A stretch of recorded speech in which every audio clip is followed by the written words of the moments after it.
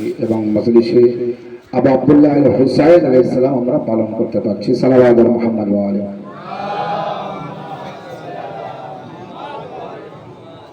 খুব সুন্দর একটি ইবাদতের স্থান, ইবাদতের জায়গা। যে যত পারে ইবাদত করে নিতে পারে। এই ইবাদতে কারো নিষেধ নেই, কারো মানা নেই, কে কতক্ষণ করতে পারে। সব ইবাদতের লিমিট আছে, আযাদারদের ইবাদতের লিমিট নেই। সব ইবাদত একটি দায়রা পর্যন্ত আছে, হাদ আছে, সীমা আছে, এর বেশি করতে পারবে না। কিন্তু আযাদারি এর কোনো সীমা নেই, এটা কোনো বাধা নেই। ফজরের নামাজ আপনার আজকের মুড হলো, মন ভালো, 2 রাকাত নামাজ তো 4 রাকাত 5 রাকাত পড়বো, পারবেন না। মাগরিবের নামাজ 3 রাকাত, মন হলো বেশি করব, করতে পারবেন না। 1 রাকাত বেশি পড়লেই নামাজ হবে না। তো আজকের একটা চিন্তা ভাবনা, শরীর খুব ভালো আছে, মুড ভালো, পরিবেশ ভালো, ঠান্ডা পরিবেশ, তো আমি জোহর আসরের নামাজ 4 রাকাত করে 8 রাকাত, তো ওইটা জোহরের 8 রাকাত পড়বো আর আসরের 8 রাকাত আর 20 রাকাত এরকম পড়বো। ইবাদত যত করবো তত সওয়াব তো বেশি না, ইবাদত যত করবো তত সওয়াব বেশি। তো আমি 4 রাকাতের জায়গায় 12 রাকাত পড়বো। জোহরের দেখা যাচ্ছে আমি 10-12 রাকাত পড়লাম, আসরের দেখা যাচ্ছে এরকম 10-12 রাকাত, 5 রাকাত, 7 রাকাত, যা ইচ্ছা হলো, মানে যত বেশি করা যায়। কোরআন বেশি পড়লে সওয়াব, এর কোন আছে যে তুমি এতটা পড়বে এর থেকে বেশি পড়া যাবে না? কিন্তু নামাজের লিমিট আছে। রোজা রমজানের 1 মাস রাখতে হবে। যেই রমজান মাস শেষ, শাওয়াল মাসের 1ম তারিখে ঈদের নামাজ পড়তে হবে, ওই দিন রোজা রাখা হারাম। তো আপনার মনে হলো যে 1 মাস যখন রোজা রেখেছি, তো আজকের ঈদের দিন আমি রোজা ভাঙবো কেন? ঈদের নামাজ পড়বো, ঠিক আছে, তো আজকের একবারে একটা মন খুলে একটা মোটামুটি রোজাটা করে দেবে, হবে না, হারাম। শুধু হবে না, হারাম, গুনাহ হবে আপনার, পাপ হবে আপনার। এসব একটা দায়রা আছে, একটা লিমিট আছে, একটা হাদ আছে, একটা সীমা আছে। আযাদারদের আযাদারি করার কোনো সীমা নেই, কোনো হাদ নেই যে এই পর্যন্ত করতে পারবে, এর থেকে বেশি তুমি ফাযাইলে আহলে বাইত করতে পারবে না, এর থেকে বেশি তুমি আল্লাহর জিকির করতে পারবে না, নবীর জিকির করতে পারবে না, ইমামের জিকির করতে পারবে না, ওলিল আমরের জিকির করতে পারবে না, আহলে বাইতের জিকির করতে পারবে না, এর থেকে বেশি তুমি আলী আলী করতে পারবে না। এমন কোন বাধা আছে ইসলামে? ইসলামে এমন কোন বাধা নেই। কিন্তু ইসলামের ভিতরের এক শ্রেণীর মানুষের কাছে বাধা আছে, আলী আলী করো, অত আলী আলী করা যাবে না। সাল্লাল্লাহু আলা মুহাম্মদ ওয়া আলিহি ওয়া সাল্লাম।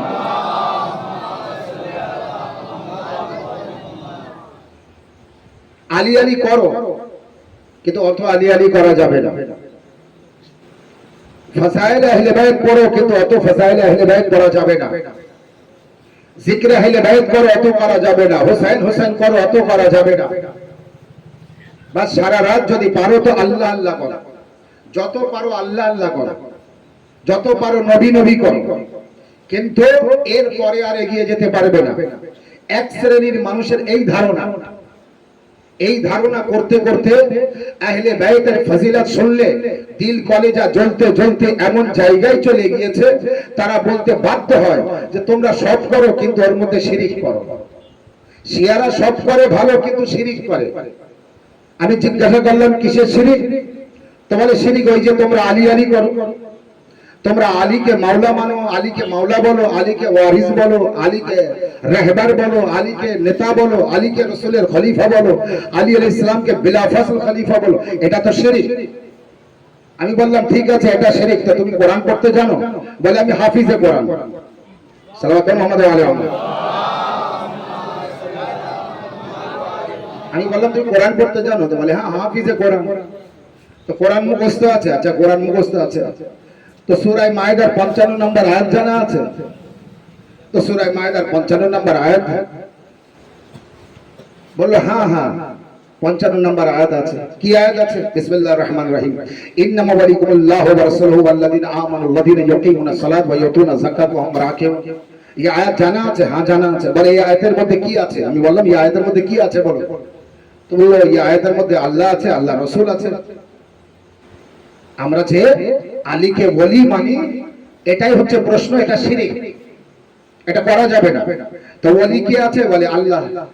ইন্নামা ওয়ালিকুমুল্লাহ, আল্লাহ তোমাদের ওলি। তো ঠিক আছে, আল্লাহকে ওলি মানো।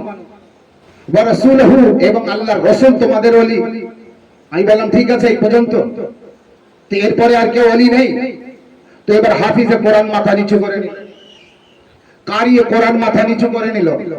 আমি বললাম মাথা নিচু করলে হবে না, মাথা নিচু করে ভাবলে পাওয়া যায় না, মাথা নিচু করে ভাবতে থাকলে পাওয়া যাবে না। আয়াতের আরো আগের অংশে এগিয়ে যাও, তখন সে আয়াতের আগের অংশ পড়তে থাকলো, ওয়াল্লাযীনা আমানুল্লাযীনা ইয়াকিমুনাস সালাতা ওয়া ইউতুনাজ যাকাতা ওয়া হুম রাকিউন।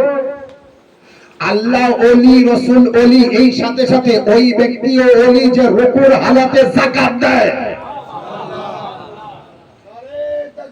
আল্লাহু আকবার।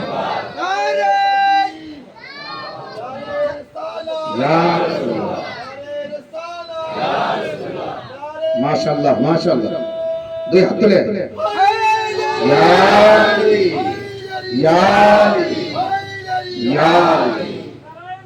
আল্লাহুম্মা সাল্লি আলা মুহাম্মাদ ওয়া আলা মুহাম্মাদ। আমরা যা মানি, যা করি, যাকে মানি, যেভাবেই মানি, কোরআন থেকে মানি, কোরআন থেকে মানি। চিৎকার করে বলো, মাথা উঁচু করে বলো, গর্ব করে বলো, বুক ফুলিয়ে বলো, আলী আমার ওয়ারিস, আলী আমার ওয়ারিস, আলী আমার মাওলা, আলী আমার ওলি। আচ্ছা এটা কোথায় আছে? তো সেই হাফিজে কোরআনকে বললাম, বলে এই আয়াতের তরজমা কি? বলছে হ্যাঁ, আর ওই ব্যক্তি ওলি যে রুকুর হালাতে যাকাত দিয়েছে। আমি বললাম রুকুর হালাতে যে যাকাত দিয়েছে সে ওলি? বলে হ্যাঁ ওলি। আমি বললাম তাহলে আল্লাহ ওলি? বলল হ্যাঁ। রাসূল ওলি? হ্যাঁ। আর ওই ব্যক্তি ওলি যে রুকুর হালাতে যাকাত দিয়েছে? আমি বললাম তাহলে এই ব্যক্তি কে? হাফিজে কোরআন। আবার মাথা নিচু করে নেন, আবার চিন্তা করে। আমি বললাম হাফিজে কোরআন মাথা নিচু করে নিলে ওলি খুঁজে পাওয়া যাবে না, মাথা নিচু করলে ওলি খুঁজে পাওয়া যাবে না।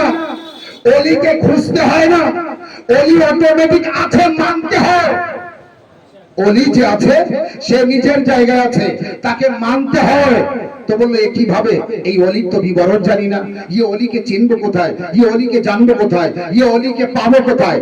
আল্লাহর নাম আছে, নবীর নাম আছে, লাস্টের যে ওলি আল্লাহ ওলি, তার নাম হলো আল্লাহ। রাসূল ওলি তো এখানে নাম দিয়েছে, লাস্টের ওলি যে তার নাম নেই, লাস্টের ওলি যে তার নাম নেই, এই নাম নেই বলেই খুঁজে পায়নি। আল্লাহু আকবার। তো লাস্টের ওলিকে খুঁজবেন না?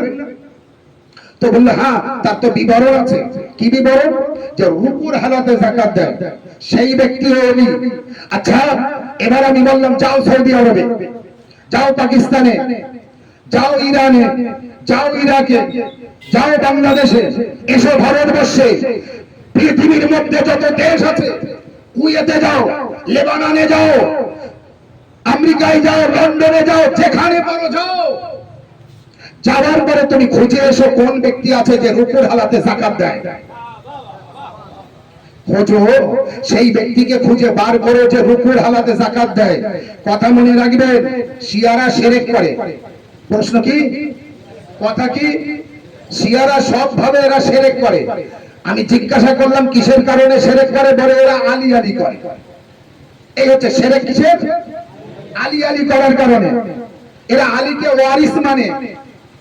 আল্লাহ কোরআন পাকের মধ্যে বলেছে, সূরা নিসার 105 নম্বর আয়াতের মধ্যে বলেছে, আল্লাহ বলছে আমি জমিনের ওয়ারিস তাকে করে দিচ্ছি যে আমার খালিস বান্দা, যে আমার নেক বান্দা। আমার নেক ও পবিত্র খালিস বান্দা হচ্ছে আমার জমিনের ওয়ারিস। ও হাফিজে কোরআন, খুঁজে এসো আল্লাহ সেই নেক বান্দা কে আছে যে জমিনের ওয়ারিস আছে। হাফিজে কোরআন বললো আমি পেলাম না। আমি বললাম এতটা দেশে খোঁজো, বললো আমি পেলাম না। আমি বললাম যাও সমস্ত লাইব্রেরিতে, যাওয়ার পরে খুঁজে এসো। হাফিজে কোরআন বললো আমি পেলাম না। আমি বলবো হাফিজে কোরআন কোনদিন আহলে বাইতের মাননেওয়ালার লাইব্রেরিতে গিয়েছো? বললো না, আমার ও রাস্তা জানা নেই। আমি বললাম যদি ও রাস্তা জানা না থাকে তাহলে আমার কাছে এসো, আমি আপনাকে বলছি। আচ্ছা এবারে বলুন তাহলে আপনি তৃতীয় ও আখেরি ওলি যে আছে, যে রুকুর হালাতে যাকাত দিয়েছে, আপনি এখনো খুঁজে পাননি? তো বললো না, এখনো খুঁজে পাইনি। আপনি এখনো জানতে পারেননি? তো বলে না, আমি এখনো জানতে পারিনি। আমি বললাম তাহলে শুনুন, আল্লাহর নবী একদিন নামাজ পড়ছিলেন, আর পিছনে সাহাবায়ে কেরামরা নামাজ পড়ছিলেন, তার ভিতরে হযরত আলী আলাইহিস সালামও নামাজে ছিলেন। সেই সময় একটা ফকির আসে, ফকির আসার পরে নামাজি বলে যে আমাকে কিছু সাহায্য করো, আমাকে কিছু সাহায্য করো, আমাকে কিছু সাহায্য করো। কেউ কোনো উত্তর দেয়নি। আল্লাহর নবী সামনে ছিলেন, সেই সময় আওয়াজ দেয় ওই ফকির, আল্লাহ তুমি সাক্ষী থেকো, এতক্ষণ চেয়েছে ওখানে আমাকে সাহায্য দাও। কেউ কোনো উত্তর দেয়নি। এবার ফকির বলল, আল্লাহ তুমি সাক্ষী থেকো, তোমার নবী রাহমাতাল লিল আলামিনের দরবার থেকে আমি খালি হাতে ফিরে যাচ্ছি। রাহমাতাল লিল আলামিনের দরবার থেকে আমি খালি হাতে ফিরে যাচ্ছি। এই কথা সবাই সহ্য করবে, আল্লাহ করবে না। এই কথা সবাই সহ্য করবে, আল্লাহ করবে না। না বোঝাতে পারেনি? সাল্লাল্লাহু মুহাম্মদ ওয়া আলি মুহাম্মদ।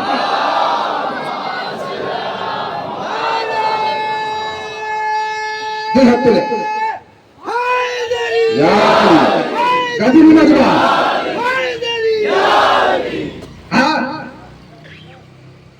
যেই সে ব্যক্তি বলছে যে আল্লাহ তুমি সাক্ষী থাকো, তোমার নবীর দরবার থেকে আমি খালি হাতে ফিরে যাচ্ছি। আচ্ছা, আল্লাহকে বলেছে, তো আল্লাহ এই ব্যক্তির সাথে কথা বলবে? আল্লাহ আসবে ওকে সাহায্য করবে? আল্লাহ রাসূল, আল্লাহ পৃথিবীর মধ্যে সবথেকে যাকে বেশি ভালোবাসেন কে? তিনি আমাদের প্রিয় নবী। সেই নবীর এত পাথর মেরেছে, এত পাথর মেরেছে ওহদের যুদ্ধে, একটা পাথর নবীর মুখে এসে লেগেছে, লাগার পরে দাঁত ভেঙে গিয়েছে, শহীদ হয়েছে। হয়েছে না হয়নি? আল্লাহ এসেছিল সাহায্য করতে। তো এখানে ওই ব্যক্তি যে আল্লাহকে বলছে আল্লাহ তুমি সাক্ষী থেকো, তো আল্লাহকে তো সাক্ষী বানিয়েছে, আল্লাহ সাক্ষী হয়ে গিয়েছে। তাহলে ওই ব্যক্তিটা রাসূলুল্লাহকে কাঠগড়ায় দাঁড় করিয়ে গেল। আল্লাহ সহ্য হয়? আল্লাহ সহ্য হবে না, আল্লাহ সহ্য হবে না। আর এক ব্যক্তি সহ্য হবে না, যে ব্যক্তি ওলি সেই ব্যক্তি সহ্য হবে না। সেই ব্যক্তি ইতিহাসে লেখা আছে, জল জল করছে ওখানে শেরে খোদা হযরতে আলী, মাওলা আলী, সবাই রুকুতে ছিলেন। রুকু মাওলা আলী রুকুতে ছিলেন। মাওলা আলী আলাইহিস সালামের হাতে আংটি ছিল। আংটিটা সেই ব্যক্তির দিকে ইশারা করে হাতটা সরিয়ে দিলেন, আংটিটা খুলে দিলেন। সেই ব্যক্তি এসে আংটি নিয়ে গেল। আমি বলবো মাওলা, আমি বলবো ইয়া রাসূলুল্লাহ, আমি বলবো ও হাফিজে কোরআন, ও কারিয়ে কোরআন, শোনো আমার আল্লাহ কি বলছে, শোনো আমার নবী কি বলছে। এই ব্যক্তি যতক্ষণ পর্যন্ত মসজিদের লোকদের সাথে বলেছে ততক্ষণ পর্যন্ত আলী উত্তর দেননি। যেই নাকি আল্লাহকে জানিয়েছে তখন আলী উত্তর দিয়েছে। কারণ কি? কারণ এতক্ষণ মামলা ছিল, এখন এতক্ষণ পর্যন্ত পরিস্থিতি এই পর্যন্ত ছিল, দেখি কে উত্তর দেয়। 39 দিন পর্যন্ত মাওলা আলী যুদ্ধের ময়দানে যাননি। কার কার ক্ষমতা আছে দেখি, আলম নিয়ে যাক আর যুদ্ধে জয় করো। আলী তখন গেলেন যখন 39 দিন পার হলো। এখানে ওই ব্যক্তি প্রথমে সাহাবীদের মাঝে, হাজীদের মাঝে, নামাজীদের মাঝে, রাসূলুল্লাহর মাঝে চেয়েছেন। যখন কেউ উত্তর দেয়নি তখন এই ব্যক্তি শিকল নাড়া দিল আরশে মুআল্লা। কোথাকার শিকল নাড়া দিয়েছে? আরশে মুআল্লা। কিভাবে শিকল নাড়া দিল? আল্লাহকে বলল, যে আল্লাহকে বলেছে তার মানে আল্লাহর শিকল নাড়া দিয়েছে। আর ওদিকে আরশে মুআল্লা, আল্লাহর শিকল নাড়া দিয়েছে, জমিনে আলী উত্তর দিয়েছে।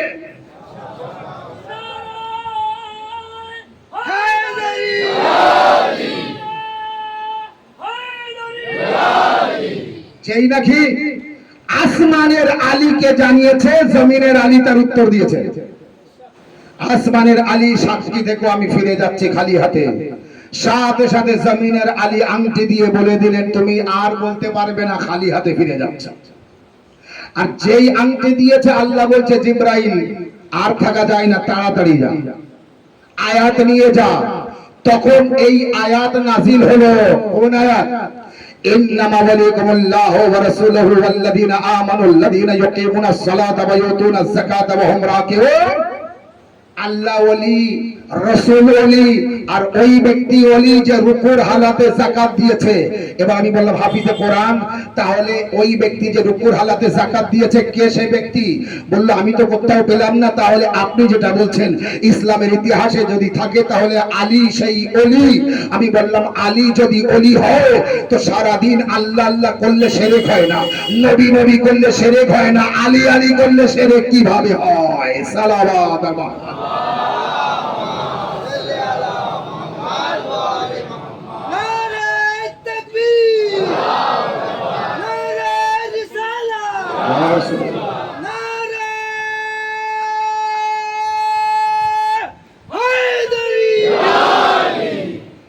আলী আলী ওয়ারিস আছে এই জমিনে। আলী আলাইহিস সালামের নাম রাসূলুল্লাহ দিয়ে গিয়েছিলেন একটি উপাধি, তার না সেটি হলো আবু তুরাব। কি? আর অন্যান্য আবু নিয়ে নাম তো জানেন, নামের মানে করলাম না। আর ইয়ে আবু শুনেছেন মাওলার নাম আবু তোরাব। তোরাব কাকে বলে? মাটিকে তোরাব বলে। আবু বাপ, আলী হলো আবু তোরাব অর্থাৎ মাটির বাপ। আলী হলো মাটির বাপ। এই মাটির উপর যে থাকবে বাপের সাথে বেঈমানি করে চলতে পারবে না, ওয়ারিসের সাথে বেঈমানি করতে পারবে না। তো আলী ওয়ারিস আছে, আলী মাওলা আছে, এই জন্য আলী আলী আছে। এই জিনাতের যে আয়াত পড়েছি, তো আল্লাহ যত ক্ষমতা ও পাওয়ার নিজের মধ্যে রেখেছে, নবীকে দিয়েছে আর মাওলা আলীকে দিয়েছে। দেখুন যেখানে আল্লাহ নিজের পরে নিজের জায়গা নিজের পাশে রাসূলুল্লাহকে রেখেছে, সেখানে সেখানে রাসূলুল্লাহর পাশে মাওলা আলীকে রেখেছে। এরপরে আর কোনোদিন যেন বলবেন না শিয়াদের কলেমা বেশি, শিয়াদের কলেমা বেশি না। আল্লাহকে জিজ্ঞাসা করো, আল্লাহ তোমার আর নবীর পর্যন্ত থেমে থাকা দরকার ছিল, ইয়ে আলীর জিকির কেন করলেন? তো আল্লাহ বলছে আলীর জিকির যদি না করতাম তো তোমরা আমার পরিচয় পেতে না। আমার পরিচয় তোমাদের মাঝে যদি দেয় তো আলী দিয়েছে। আমাকে সাহায্য যদি কেউ করে থাকে তো আলী করেছে। আমাকে মদত যদি কেউ করে থাকে তো আলী করেছে।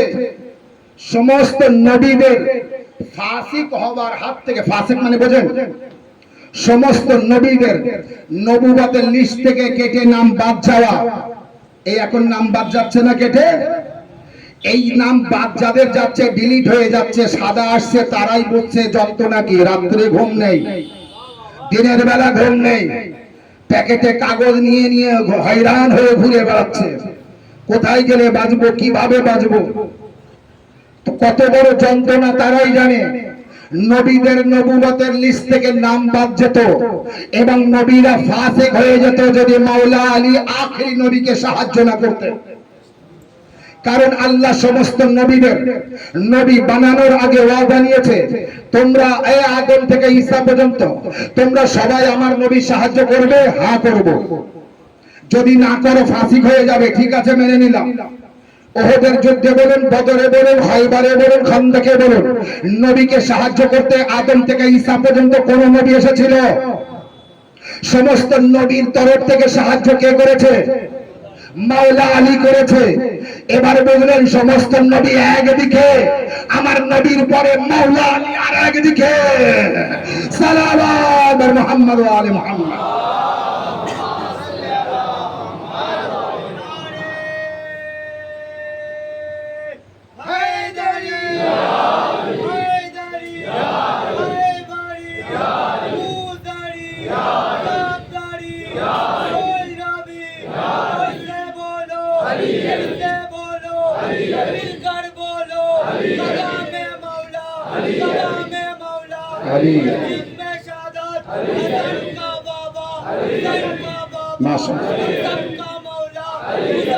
जोर जोर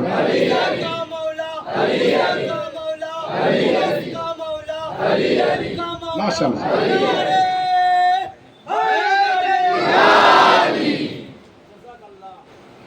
আলী মাওলা, আলী ওয়ারিস, আলী ওলি, যে রুকুর হালাতে যাকাত দিয়েছে। আচ্ছা, যাকাতে কি দিয়েছেন? আংটি দিয়েছেন। জানেন এই আংটির মূল্য কত? কাকে দিয়েছেন আংটি? ফকিরকে দিয়েছেন। এই আংটির মূল্য কত? সুলাইমান নবীর ইতিহাস পড়বেন। সুলাইমান নবী হাওয়ায় উড়ে উড়ে বেড়াতেন। সুলাইমান নবী হাওয়ায় উড়ে উড়ে বেড়াতেন। সুলাইমান নবী নদীর উপর দিয়ে মানে হাওয়ায় উড়ে চলে যেতেন, এক রাজ্য থেকে আরেক রাজ্য, এক দেশ থেকে আরেক দেশ, এদিক থেকে ওদিক। জিনদের যখন যা বলতেন তাই শুনতে হতো, মানুষদের যা বলতেন শুনতে হতো, পশু পাখিদের যা বলতেন তাই শুনতে হতো, হাওয়া বাতাস জোয়ার ভাটা যাকে যা বলবে তাই শুনতে হবে। অন্যান্য নবীদের তুলনায় সুলাইমান নবীর ক্ষমতা বেশি ছিল। ইতিহাস বলছে সুলাইমান নবীর ক্ষমতা থাকার কারণ সুলাইমান নবীর হাতে একটি আংটি ছিল। সুলাইমান নবীর হাতে একটি আংটি ছিল। ইতিহাসে জলজল করছে, ওই আংটিতে লেখা ছিল আলী। ওই আংটিতে কি লেখা ছিল? আলী লেখা ছিল। তার মানে বোঝা গেল সুলাইমান নবী এত যে ক্ষমতা দেখিয়েছেন কিসের বলে? আলীর বলে। সেই আলী লেখা আংটি সুলাইমান নবীর হাতে ছিল। সেই আংটি ঘুরে আসতে আসতে মাওলা আলীর হাতে। মাওলা আলী রুকুর হালাতে সেই আংটি ফকিরকে দান করে। সেই আংটি ফকিরকে দান করে। আংটি যখন যাকাত দেবেন 40 ভাগের 1 ভাগ, 39তম ভাগ ওই আংটি। না বোঝাতে পারিনি? যখন আপনার 40 ভাগের 1 ভাগ আপনি দেবেন যাকাত, আংটির যাকাত, যাকাতের কিন্তু বিবরণ সব আলাদা আছে। তো 40-এর 1 ভাগ, তো 39তম মানে 39-এর পরে যে ভাগটা, সেইটাই হচ্ছে ওই আংটি। তাহলে ওই আংটির এত ক্ষমতা, সারা দেশে সুলাইমান নবী রাজত্ব করেছে, বাকি 39 এখনো মাওলার কাছে। তাহলে মাওলার রাজত্ব কত বড়!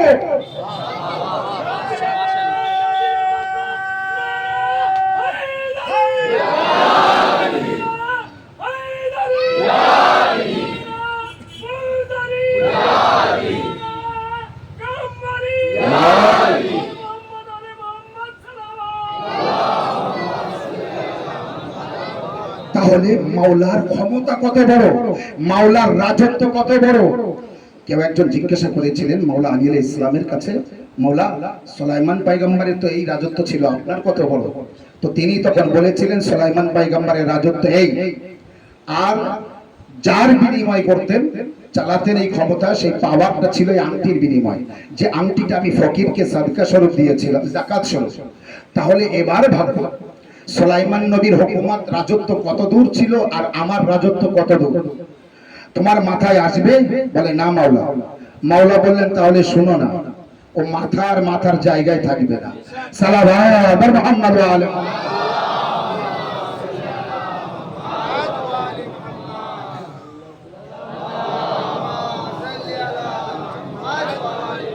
এই জন্য মাওলা আলী আলাইহিস সালামকে সালমানে ফারসি জিজ্ঞাসা করছেন, মাওলা আলী আলাইহিস সালামকে কে জিজ্ঞাসা করেছেন?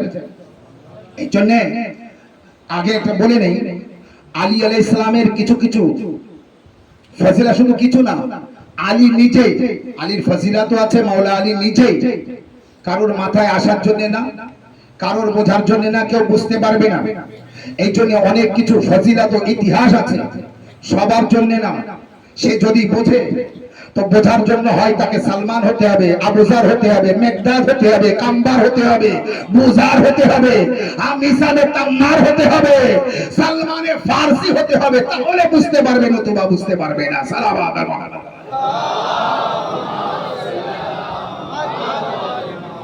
নতুবা বুঝতে পারবে না। তো মাওলা আলী আলাইহিস সালামকে সালমানে ফারসি জিজ্ঞাসা করছে, মাওলা আপনার ফজিলত তো সব জানি, আপনার কত ফজিলত, আপনি তো সব জায়গায়, কোরআন খুললে আপনি, যুদ্ধের বিবরণ পড়লে আপনি, ঘরে আপনি, বাইরে আপনি, ময়দানে আপনি, মসজিদে আপনি, মেহরাবে আপনি, যেখানে দেখি আপনি, নবীর কাঁধে আপনি, সব জায়গায় আপনি। মাওলা এর মধ্যে আপনার এমন কোন ফজিলত আছে যে মানুষ যেমন অহংকার করে না, গুরুর করে, ঘামান্ডি করে, তো আপনার এমন কোন ফজিলত আছে যে আপনার পছন্দের মতো খুব ভালো ফজিলত?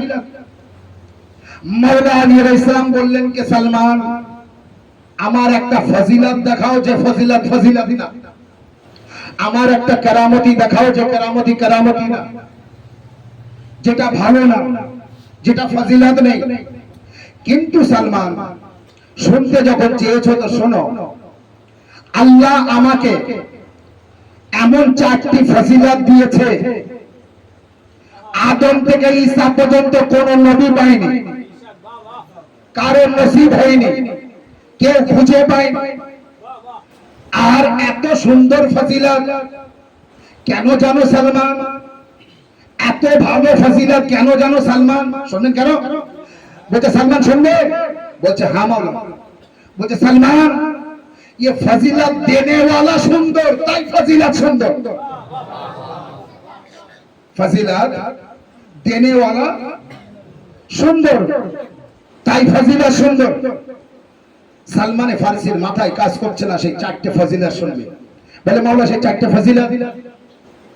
মাওলা কায়নাত বলেন দেখো, না আদম পেয়েছে, না নূহ, না মুসা, না ঈসা, না ইসহাক, না ইয়াকুব, না সালেহ, না হুদ, কোন নবী পেয়েছে এমন 4টে ফজিলত যা আল্লাহ আমাকে দিয়েছে আর কারো দেয়নি।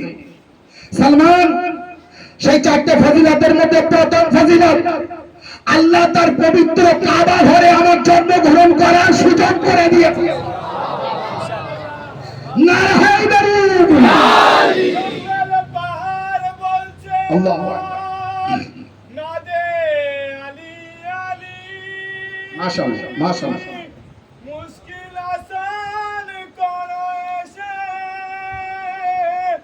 মুশকিল কোশালি, নারায়ে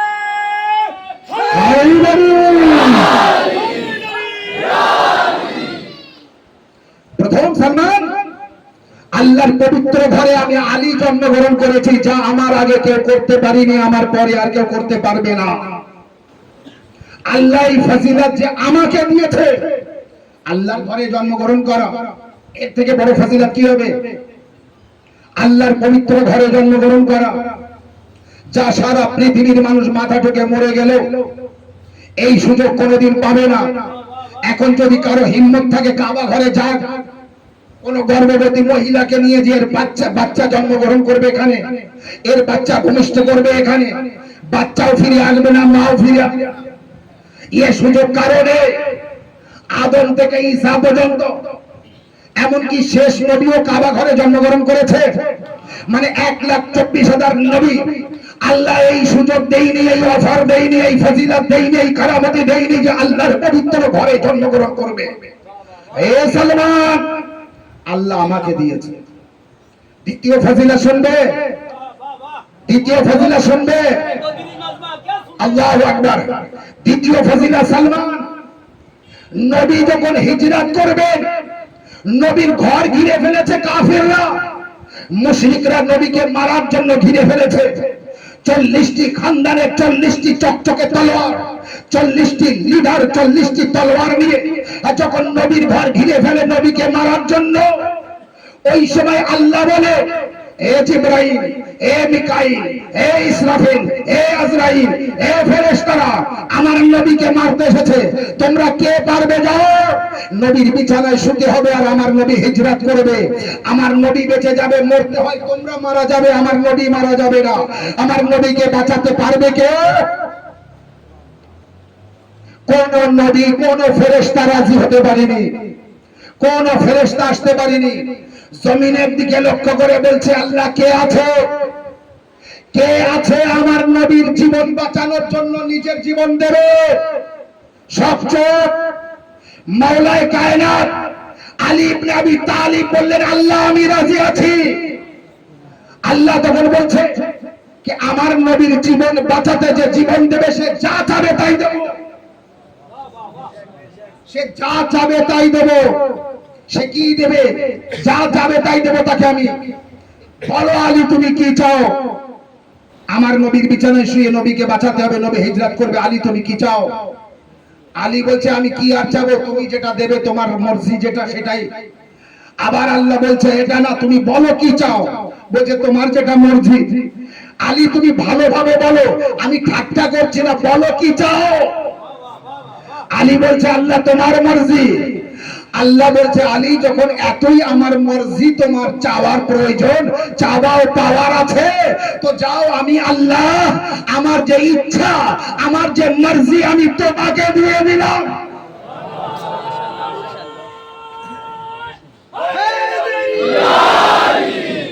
আমি তোমাকে দিয়ে দিলাম, আজ থেকে আমার মর্জি তোমার কাছে। এবার যে যে আমাকে রাজি করতে চাবে সে যেন তোমাকে রাজি করে।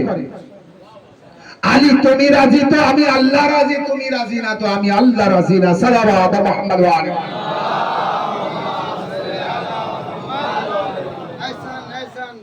আল্লাহ নিজের মর্জি দিয়ে দিয়েছেন আলীকে।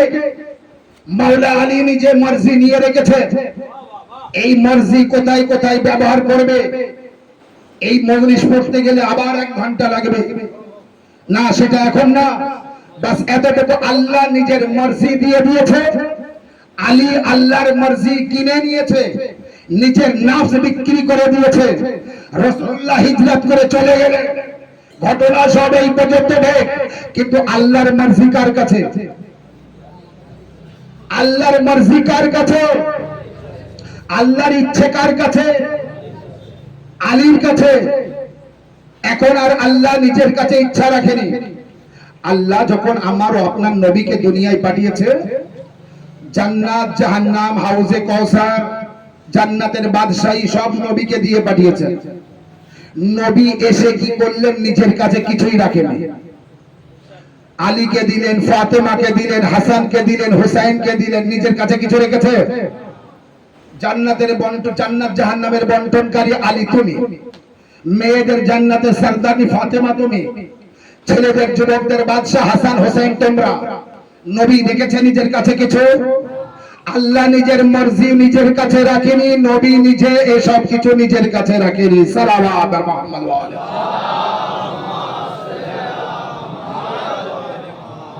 এবার যদি কেউ আলী আলী করে শিরক হবে, কারণ আলী আলী করলে শিরক হবে না, আলী আলী করলে আল্লাহ রাজি হবে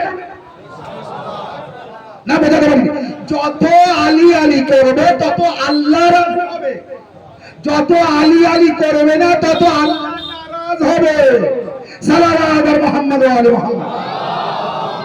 নারে তাকবীর, নারে রিসালাত, ইয়া রাসূলুল্লাহ, নারে हैदरी, या अली। তাহলে जिन्हें कहते हैं अली मुझे समझ में नहीं आता, जिन्हें कहता है अली मुझे समझ नहीं आता, मैं कहूंगा अली समझने का कोशिश भी न करना, क्योंकि काबा में अली आए थे, काबा फट गए थे।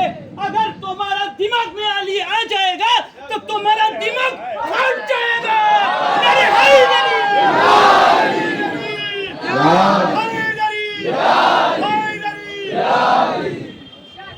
তো সালমান প্রথম ফজিলত কাবা ঘরে আমি আলী জন্মগ্রহণ করেছি। দ্বিতীয় ফজিলত রাসূলুল্লাহর জাহান বাঁচাতে, জীবন বাঁচাতে নবীর বিছানায় আমি শুয়েছি, আর আল্লাহর মর্জি ওই দিন আমি খরিদ করে নিয়েছি। আল্লাহর মর্জি খরিদ করে নিয়েছি। নবীর বিছানায় শোয়া শুনলেন আর এগিয়ে গেলেন না। নবীর বিছানায় তাকে নবী শোয়াবেন আর আল্লাহ শোয়াবেন। যে নবী চলে যাবেন সারা রাত সেই শুয়ে থাকবে। প্রতিদিন যারা নবীকে যেভাবে দেখতো ওই দিনও সারা রাত তারা সেইভাবে দেখবে। না বোঝাতে পারিনি? কি বুঝেছেন? না, নবী থাকলে যেভাবে নূর বার হয় সেও থাকবে, সেইভাবে নূর বার হবে। কেউ যেন বুঝতে না পারে নবী চলে গিয়েছে, অন্য কেউ শুয়ে আছে। কোনো পার্থক্য হলে হবে না, না লম্বায়, না আড়ে, না নূরে, না জ্যোতিতে, না বডিতে, না দেখলাই, কোনো দিক দিয়ে যেন আলাদা নজর না আসে, কোনো দিক দিয়ে আলাদা হবে না। এই জন্যই তো মাওলা আলী আলাইহিস সালাম বলেছেন, দেখো আল্লাহর যখন প্রয়োজন পড়ে তো আমাকে ডেকে নেয়, নবীর যখন প্রয়োজন পড়ে তো আমাকে ডেকে নেয়। এই জন্যই তো নবী মেরাজে গিয়েছে, আমাকে জমিনে রেখে কথা সেখানে বলেছে, কিন্তু আমার সাথে সাল্লাল্লাহু আলাইহি মুহাম্মদ ওয়া আলি মুহাম্মদ।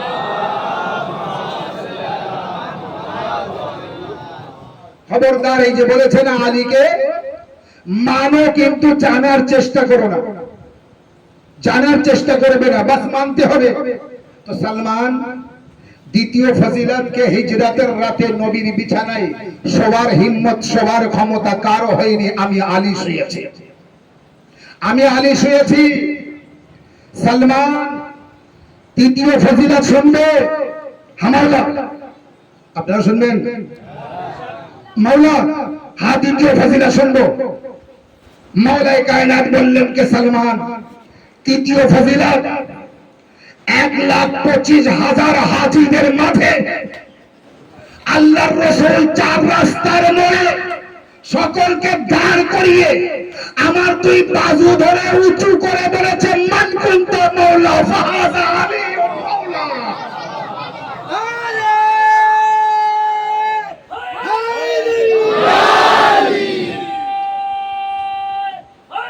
মাশাআল্লাহ, এই হচ্ছে মজলিস, এই হচ্ছে গাদিরি মাজমা।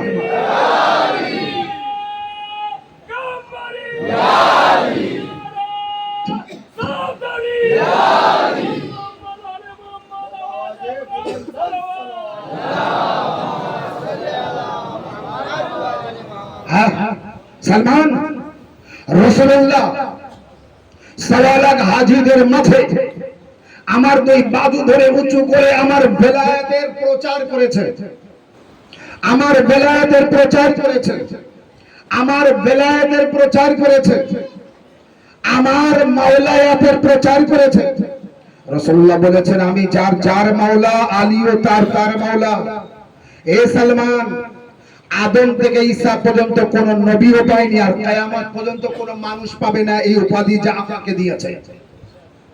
আমি যে আলী মাওলা হয়েছি, আল্লাহ যেদিন থেকে পৃথিবী সৃষ্টি করেছে কিয়ামত, সেখান থেকে কিয়ামত পর্যন্ত না কেউ কাবা, আল্লাহর কাবা ঘরে জন্মগ্রহণ করেছে আমি আলী ছাড়া, না কেউ নবীর বিছানায় শুয়ে আল্লাহর মর্জি খরিদ করেছে আমি আলী ছাড়া, না কেউ গাদির খুমের ময়দানে নবীর মাওলা হয়েছে আমি আলী ছাড়া।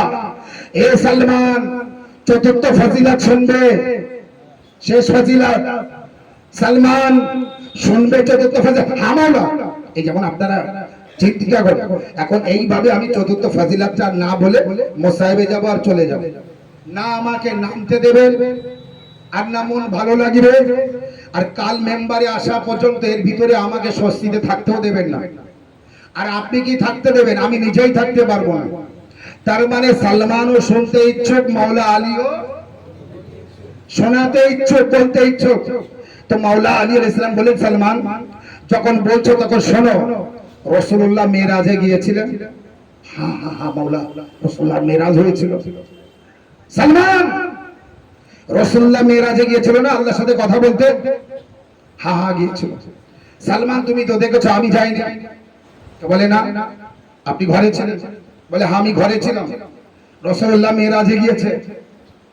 এই কিন্তু শেষ, চতুর্থ শেষ, তিনটা হয়ে গিয়েছে, চতুর্থ এই শেষ হবে, কাদেরী নারা হবে, তারপরে ইনশাআল্লাহ মুসাইব।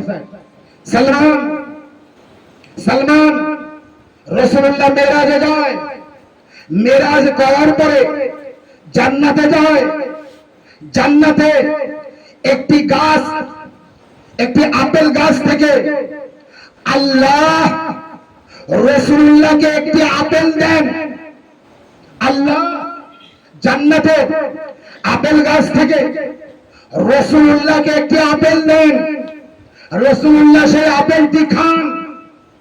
খাওয়ার পর খাওয়ার পর ফাতেমা জাহরা তার মায়ের গর্ভে আসে, তারপরে ফাতেমা জাহরা জন্মগ্রহণ করে।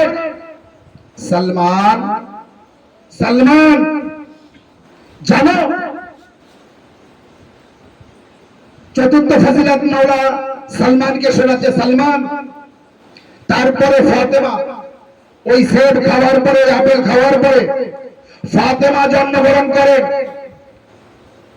হে সালমান, যে গাছের আপেল দিয়েছিল আল্লাহ রসুলকে, রসুল্লাহ খেয়েছিলেন, তারপরে ফাতেমা হয়। ফাতেমা বড় হওয়ার পরে আমার সাথে বিবাহ দেয়। সালমান, সেই গাছের একটি ডাল থেকে আল্লাহ জুলফিকার পয়দা করে, আর সেই জুলফিকার আল্লাহ আমাকে দেয়। সালমান, আমার কপাল দেখো, সেই ফাতেমাও এখন আমার ঘরে, সেই জুলফিকারও এখন আমার ঘরে।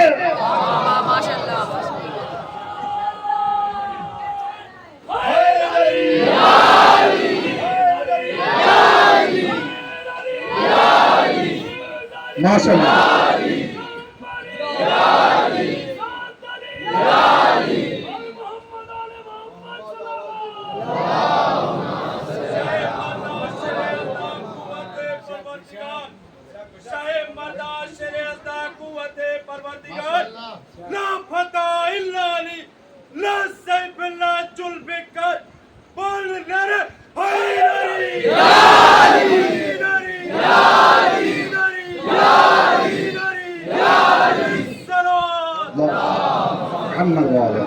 সালমান, এই চারটে ফজিলত দুনিয়া যেদিন থেকে সৃষ্টি হয়েছে সেখান থেকে কায়ামত পর্যন্ত আলী ছাড়া আগে না কেউ পেয়েছে, পরে আর না কেউ। সালমান, এই ফজিলাতে আমি আনন্দিত হব না, খুশি করব না, আনন্দ পাবো না তো আর কি, কোন ফজিলাতে পাবো? তাই এই চারটে ফজিলত। এই জন্য ওহদের যুদ্ধে, ওহদের যুদ্ধ থেকে মাওলা আলী আলাইহিস সালাম যখন ঘরে ফিরে এসেছিলেন, ফাতেমা জাহরাকে তলোয়ার দিতে যাচ্ছিলেন ধোয়ার জন্য। ফাতেমাকে দিতেন না যুদ্ধের ময়দান থেকে এসে? মাওলা আলী তলোয়ার কাকে দিতেন? মা ফাতেমাকে দিতেন। ধুয়ে পরিষ্কার করবে, পরের দিন আবার কোন যুদ্ধে নিয়ে যেতে হবে। তো এই জুলফিকার মাওলা আলী ওহদের যুদ্ধ থেকে ফিরে আসার সময় ঘরে এসে জুলফিকার মাওলা আলী জুলফিকার ফাতেমাকে দিতে যাচ্ছেন। দেওয়ার সময় মুখে হাসি, আনন্দ, মুখে হাসি। ওহদের যুদ্ধে একবার ফাতেমা জাহরা বলছে, আলী এত খুশি কেন আজ? আলী, তোমার মুখে এত হাসি ও আনন্দিত কেন আজ? তুমি, তোমার মুখ দেখে মনে হচ্ছে বড় আনন্দে। মাওলা আলী আলাইহিস সালাম বললেন, ফাতেমা, আনন্দ করব না তো কি করব? এই যে তলোয়ার, এটা তো আজ তোমার জীবনে প্রথম দেখছো এই জুলফিকার। আল্লাহু আকবার, আল্লাহু আকবার। গাদি ইমারা শেষ করে দেবেন। এ ফাতেমা, আজ তোমার জীবনের প্রথম দেখছো এই জুলফিকার। এই জুলফিকার কারণ আজই নাজিল হয়েছে, সাল্লাল্লাহু আলাইহি মুহাম্মদ, আজই নাজিল হয়েছে। এর আগে কোনোদিন দেখুনি। সেই জুলফিকার নিয়ে আসছি। আরে বাবা, এ যেমন তেমন তলোয়ার না, জুলফিকার। এ যেমন তেমন জুলফিকার না। কোথা থেকে এসেছে? কোন গাছের ডাল? হ্যাঁ, মনে রাখবে, সেই একই গাছের, যাতে লেখা আছে লা ফাতা ইল্লা আলী লা সাইফ ইল্লা জুলফিকার। লা ফাতা ইল্লা আলী লা সাইফ ইল্লা জুলফিকার। আলী আলাইহিস সালাম বলেছে, ফাতেমা, আজ তোমার জীবনের প্রথম দেখছো। দেখো জুলফিকারটা কত সুন্দর। এ ফাতেমা, এই জন্য আমি হাসছি, তুমি আজ জীবনের প্রথম দেখছো, কারণ আজই নাজিল হয়েছে যুদ্ধের ময়দানে, তাই তোমাকে নিয়ে আসছি। ফাতেমা জাহরা উত্তর দিলেন, আলী, এটা বলো না কি আজ প্রথম দেখছি, এইটাই বলো অনেকদিন পরে দেখছি।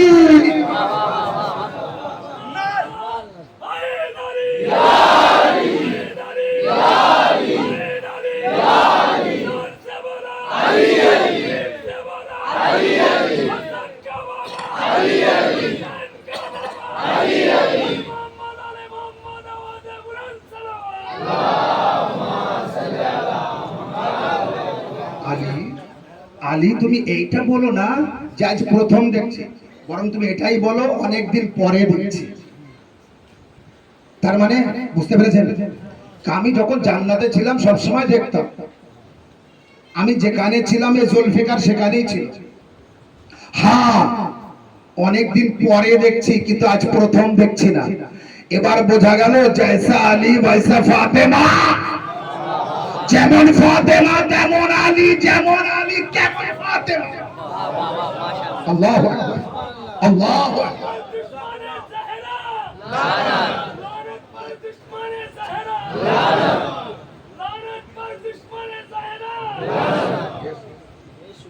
আর মোহাম্মদ ওয়া আলাইহিস সালাম। এই ফাতেমা বুঝিয়ে দিলেন তিনি কোথা থেকে এসেছেন, তার পাওয়ার কি, তার ক্ষমতা কি। আলী তুমি এটা বলো না আজ প্রথম দেখছি, তুমি এইটাই বলো অনেকদিন পরে দেখছি, অনেকদিন পরে দেখছি। বলুন এবার ফাতেমা জাহরাকে কি ভেবেছেন আপনারা? কেন ফাতেমা ফাতেমা, কেন আলী আলী করি? এই জমিনের উপরে আলী আলী যত করবেন আল্লাহকে তত রাজি করাতে পারবে। যত আলী ওয়ারিস বলবেন, বলে না আলী ওয়ারিস না আল্লাহ ওয়ারিস, আল্লাহ ওয়ারিস। আরে জমিনের উপরে আল্লাহ নিজের সবকিছু আলীকে দিয়ে দিয়েছে। এবার আপনাকে আমি কালকের মজলিসে বোঝাতে পারবো, কাল থেকে যেহেতু দুটো করে মজলিস, এই জন্য কালকের বেশি সময় নিতে পারে। এখানে একবার, ওখানে তুমি ওখানে, তারপরে এখানে, কম কম সময়ের ভিতরে দুটো করে মজলিস পড়তে হবে। এই কারণে নিশ্চয়ই আমি বোঝাতে পারবো। সবার জন্য সব থাকতে পারে, হতে পারে, আলীর জন্য না, আলী আলাদা। এই জন্য মর্জি পরওয়ারদিগার কার কাছে? আলীর। অতএব আল্লাহকে জানতে, বুঝতে, রাজি করতে আপনাকে কোথায় যেতে হবে? আলীর কাছে যেতে হবে। আলী ছাড়া আপনি পথে গিয়ে যেতে পারবেন না। রাসূলুল্লাহর সব কিছু প্রথম থেকে শেষ পর্যন্ত যিনি সাহায্য করেছেন তিনি মাওলা আলী। রাসূলুল্লাহর চোখ বন্ধ করা পর্যন্ত যিনি সাহায্য করেছেন মাওলা আলী। ইসলামের সমস্ত সহযোগিতা করেছেন মাওলা আলী। যেমন বাপ আবু তালিব করেছেন, তেমন ছেলে আলী করেছেন। ইসলামের সাহায্য যত আলী করেছে তত তার ছেলে হাসানও করেছে, তত তার ছেলে হুসাইনও করেছে, বাকি ইমামরাও করেছেন। কারবালা কি জন্য? ইসলামের জন্য, ইসলামকে বাঁচানোর জন্য। হুসাইন নিজের জন্য কারবালা করেননি, নানার দ্বীনকে বাঁচানোর জন্য কারবালায় গিয়েছিলেন। এবং নানার দ্বীনকে বাঁচানোর জন্য হুসাইন ইবনে আলীকে 72 জন সহ শহীদ হতে হয়েছে। আহলে হারাম তানার ঘরের বাচ্চা বড়, ছোট বড়, নারী পুরুষ সকলকে বন্দী হতে হয়েছে, কয়েদি হতে হয়েছে। এ শুধুমাত্র নানার দ্বীনকে বাঁচানোর জন্য, রাসূলুল্লাহর দ্বীন ও শরীয়তকে বাঁচানোর জন্য। সেই দ্বীন ও শরীয়তকে বাঁচাতে যেমন ভাবে রাসূলুল্লাহকে সাহায্য মাওলা আলী করেছেন, মা ফাতেমা জাহরা করেছেন, ইমামে হাসানে মুজতবা করেছেন, ইমামে হুসাইনে শহীদে কারবালা করেছেন, আজাদারনে হুসাইন। কিন্তু ইসলামের এই সমস্ত কিছু রাসূলুল্লাহ যা নিজের খানদানের ভিতরে রেখেছেন, আলী, ফাতেমা, হাসান, হুসাইনকে দিয়েছে। এক শ্রেণীর মানুষ ইসলাম গ্রহণ করেছিল, এই সমস্ত কিছু পাওয়ার জন্য যখন পায়নি, তখন মাওলা আলীর সাথে দুশমনি করেছে, মাওলা হাসানের সাথে দুশমনি করেছে, মাওলা হুসাইনের সাথে দুশমনি করেছে, মা জাহরার ঘরে আগুন দিয়েছে। ইমামে হাসান আলাইহিস সালামকে বিষ দিয়েছে, ইমামে হাসান আলাইহিস সালামকে শহীদ করেছে কারা? এই সমস্ত ব্যক্তিরা যারা কিছু পাওয়ার জন্য এসেছিল আর পায়নি। ইমাম হাসান আলাইহিস সালামকে 7 বার বিষ পাঠিয়েছে হাসানকে মারার জন্য, আগে 6 বার পাঠিয়েছে, পারেনি। ইমাম হাসান আলাইহিস সালামের ইমামতকে, আলী আলাইহিস সালামের ইমামত, হাসান আলাইহিস সালামের ইমামত, আলী আলাইহিস সালামের কেরামতি, হাসান আলাইহিস সালামের কেরামতি যে সহ্য করতে পারেনি, শামে থাকতো, শামের ফকির, সেই ব্যক্তি বারে বারে বিষ পাঠিয়েছে। এক ব্যক্তিকে বলছে তুমি যাবি বিষ নিয়ে, এমন ভাবে একটি পাত্র দিয়েছে, সে কত ছোট পাত্র হবে, চোখের কাছে থাকবে, বিষ ছড়াবে না। তুমি যেয়ে ইমামে হাসানের পায়ে পড়বে, মাওলা আমি আপনার খুব মানি গোলাম, এই বলে পায়ে পড়ি, ওই বিষ যে পাত্রে আছে সাথে সাথে ওটা যে জিনিসের মধ্যে পলিথিনের মধ্যে আছে ওখানেই ওটাকে ফাটিয়ে দেবে। দিলে ওই বিষ ইমামে হাসানের পায়ে যদি লাগে, লাগাতে শরীরের কোনো অঙ্গে লাগাতে পারো, সাথে সাথে সারা শরীর বিষাক্ত হয়ে যাবে। এভাবেও চেষ্টা করেছে ইমাম হাসানকে মারার জন্য, সবার চেষ্টা করেছে, না পেরে সপ্তমবারে যেয়ে ইমাম হাসান আলাইহিস সালামের স্ত্রী জায়দার দ্বারা ইমামে হাসান আলাইহিস সালামকে শরবতে বিষ দিয়ে শহীদ করেছে। কিন্তু ইমামে হাসান আলাইহিস সালামকে শহীদ করা, এরপরে বাস এখানেই তারা থেমে থাকেনি। ইমাম হাসান আলাইহিস সালামকে নিয়ে যাচ্ছিল, জানাজা নিয়ে যাচ্ছিল, নানার কবরের পাশে দাফন করবে। তারা রাসূলুল্লাহর কবরের পাশে নাতি ইমাম হাসানকে দাফন হতে দেয়নি। বুকে হাত রেখে বলুন, আজাদারি করুন আর না করুন, শিয়া হন আর না হন, আপনার কাছে একটি বিচার দিচ্ছি, কোরআন মাথায় নিয়ে বুকে হাত রেখে ইনসাফ করে বলুন, নবীর কোলে, নবীর পিঠে, নবীর কাঁধে সবসময় কাদের দেখা গিয়েছে? হাসান হুসাইন। সেই হাসান যখন সারা জীবন, যতদিন নানা বেঁচে আছে ততদিন নানার কোলে, পিঠে, কাঁধে, সেই নানার কবরের পাশে ইমাম হাসান দাফন হতে পারে না পারে? যে কোন ধর্মের মানুষের কাছে বিচার দেবেন বলবে হ্যাঁ তার অধিকার আছে। সেই ইমামে হাসানের জানাজা যখন নানার কবরের পাশে দাফন করার জন্য নিয়ে যাচ্ছে, কোন অমুসলিম না, নবীর কালমা পড়নেওয়ালার ভিতরে এক দল সামনে যেয়ে তীর নিয়ে দাঁড়ালো, আওয়াজ দিল হাসানকে ওখানে দাফন হতে দেওয়া যাবে না, ওখানে অন্য কেউ দাফন হবে, ওখানে দাফন হতে দেওয়া যাবে না। ইমাম হাসান আলাইহিস সালামের জানাজায় রবায়েতে আছে, খাটিয়া যখন কাঁধে থাকে কবরে নিয়ে যাওয়া হয়, কোনদিন শুনেছেন ওই খাটিয়ায়, ওই লাশের উপরে, ওই জানাজার উপরে তীর মারতে? ইমাম হাসান আলাইহিস সালামের জানাজায় তীর মারলো। এত তীর মেরেছে কি ইমামে হাসান আলাইহিস সালামের জানাজা ফিরিয়ে আনতে হলো ঘরে। ফিরিয়ে আনার পরে জনাবে যায়েনব সালামুল্লাহ আলাইহা দেখে চিৎকার করে কেঁদে উঠেছিলেন, যে দরজার পাশে বসেছিলেন যায়েনব কুলসুম, ভাইয়া দুনিয়ায় এই প্রথম দেখলাম যে কারো জানাজায় তীর মারা হলো। আমার ভাইয়া কি অপরাধ করেছে? আমার ভাই হাসান কি অন্যায় করেছে? কেন তার লাশে তীর মারা হলো? কিন্তু আজাদারো, নবীর নাতি ইমাম হাসানের জানাজায় এত তীর মেরেছে কে দাফন করার মতো নেই। বাড়িতে এনে সেই তীর টেনে টেনে বার করতে হয়েছে। তীর ফুটে যায় সহজে, তীর টেনে বার করা কঠিন। যখন বার করা হয় সেখানকার মাংস কেটে নিয়ে ছিঁড়িয়ে নিয়ে বাইরে আসে। এভাবে হাসান আলাইহিস সালামের সারা শরীরে তীর যখন টেনে বার করা হলো, 70টার বেশি তীর ইমামে হাসানের জানাজা থেকে টেনে বার করা হলো। আর হাসানের জানাজা থাকে, আর হাসানের শরীর থাকে, সব গোশত টুকরো টুকরো হয়ে ছিড়িয়ে বাইরে আসলো। আমার মনে হয় ওই দিন হাসান আলাইহিস সালামের লাল হযরতে ছোট্ট কাসেম মনে হয় মনে মনে ওয়াদা করে নিয়েছিলেন, বাবা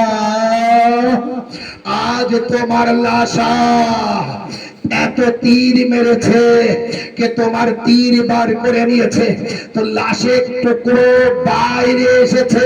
বাবা আমাকে বড় হতে দাও, আমি একদিন সময় ও সুযোগ পেলে আমিও ময়দানে যাব। বাবা তোমার লাশা ফিরে এসেছে, আমার লাশ ফিরে আসবে না। লাশের টুকরো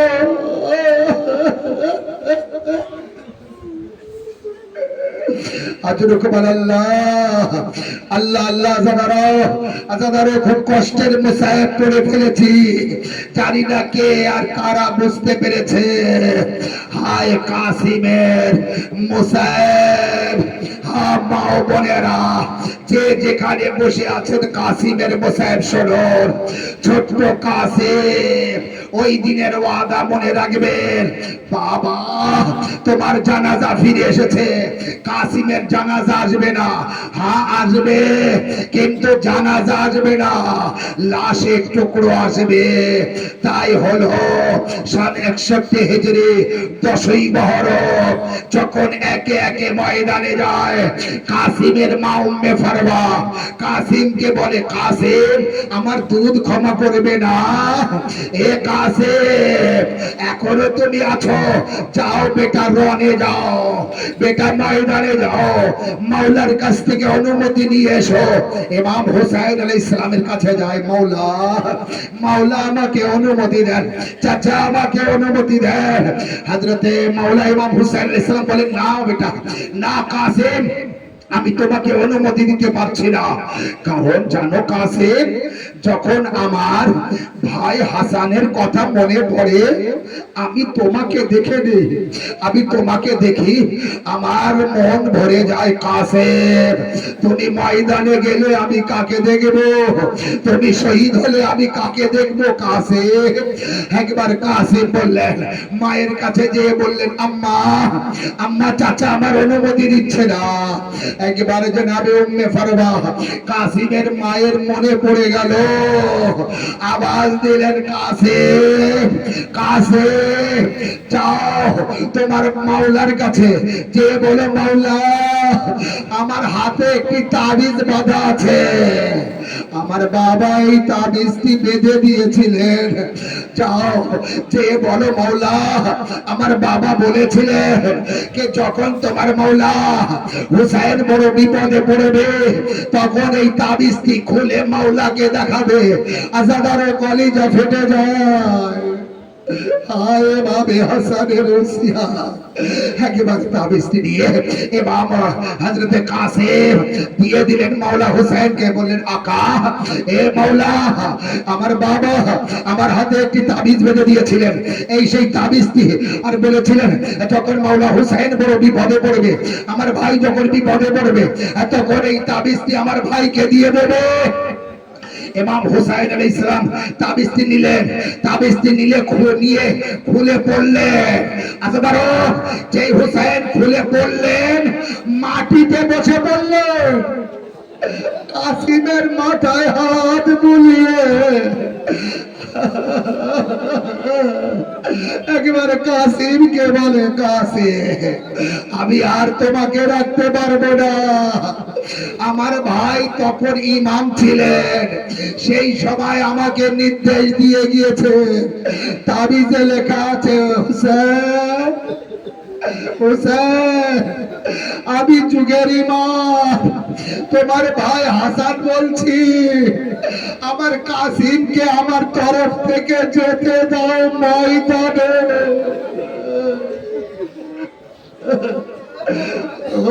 আল্লাহ আল্লাহ হায় হযরতে কাসিম। ইমাম হুসাইন আলাইহিস সালাম বললেন, কাসিম আমি আর রাখতে পারবো না, যাও আমি তোমাকে বিদায় দিলাম, মাগের কাছ থেকে ফুপিদের কাছ থেকে বিদায় নিয়ে এসো।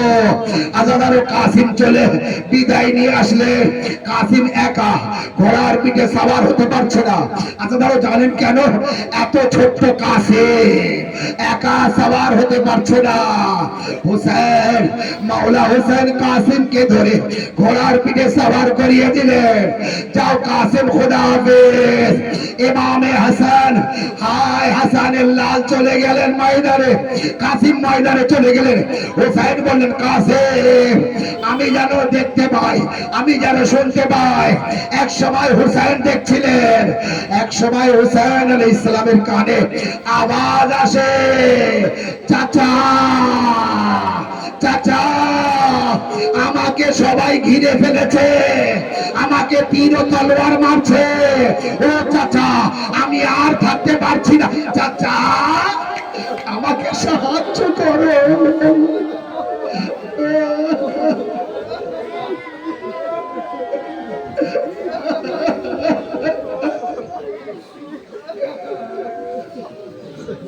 ইমাম হুসাইন আলাইহিস সালাম বললেন, কাসিম তুমি কোথায়? কাসিমকে দেখা যাচ্ছে না। ইমাম হুসাইন একটি উঁচু জায়গায় গেলেন, উঁচু জায়গায় যে দাঁড়িয়ে দেখেন কাসিম, আর চারিদিক দিয়ে কাসিমকে ঘিরে ফেলেছে। হুসাইন ওখান থেকে নেমে এবার ময়দানের দিকে যাচ্ছেন। কাসিম দাঁড়াও আমি আসছি, কাসিম অপেক্ষা করো আমি আসছি। এর মধ্যে হুসাইন কাসিমের নিকটে যেতে না যেতে দেখলেন 500 ঘোড়া। হুসাইন কাসিম মাটিতে পড়ে আছে, 500 ঘোড়ার পায়ে, ডাইনে থেকে বায়ে, বায়ে থেকে ডাইনে কাসিমের লাশের উপর দিয়ে এমন ভাবে ইয়াজিদ জালিমরা ঘোড়া চালিয়ে যাচ্ছে।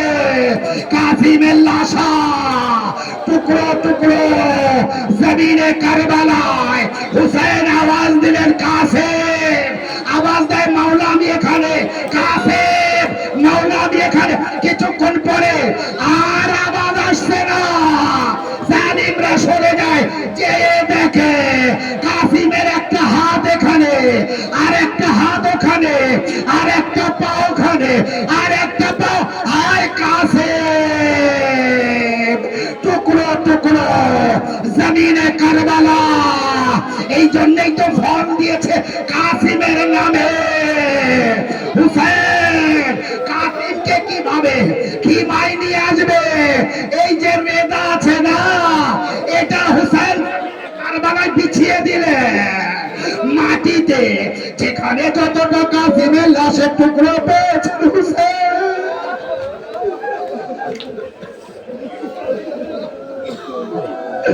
সেখান থেকে যতটা খুঁটে খুঁটে দিয়ে হুসেন ওই চাদরে রাখলেন মেদায় রেখে হুসেন লাশ আর আনতে পারছে না। যেমন কেউ একটি কিছুতে কিছু রেখে নিয়ে আসে না কাঁধে করে, কাসিমের লাশ এক টুকরো হুসাইন নিয়ে খিমায় আসছেন। এই বলতে বলতে ইন্না লিল্লাহ ওয়া ইন্না ইলাইহি রাজিউন। ও বিবিরা, কাসিমের মাকে ধরে রাখো, ও মারা যাবে, বাঁচবে না। আমি কাসিমের লাশের টুকরো নিয়ে আসছি, যতটা পেয়েছি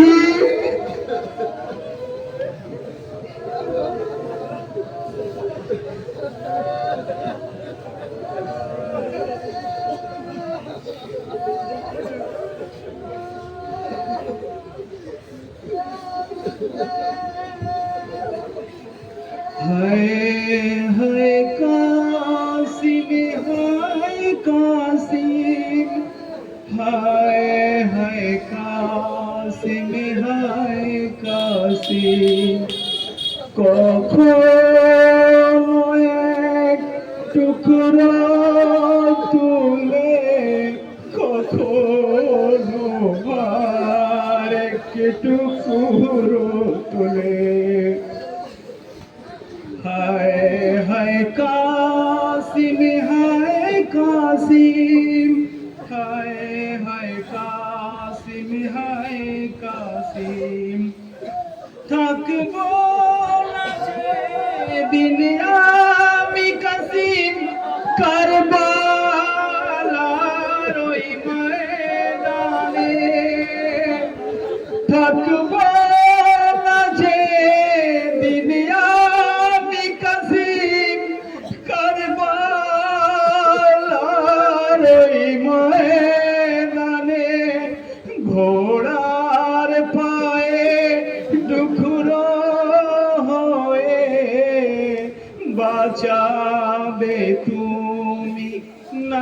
জানার দিন।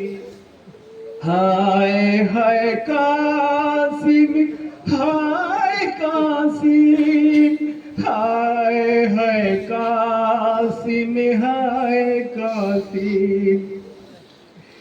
বাজুতে বাঁধা আছে যে তোমার দেওয়া তাবিজ খানা, বাজুতে বাঁধা আছে যে বাবার দেওয়া তাবিজ খানা। চাচার কাছে দিয়ে দিও, চাচার কাছে দিয়ে দিও, আমার হয়ে লড়বে কারবালায়। হায় হায় কাসিম, হায় কাসিম, হায় হায় কাসিম, হায় কাসিম। উম্মে ফরওয়ার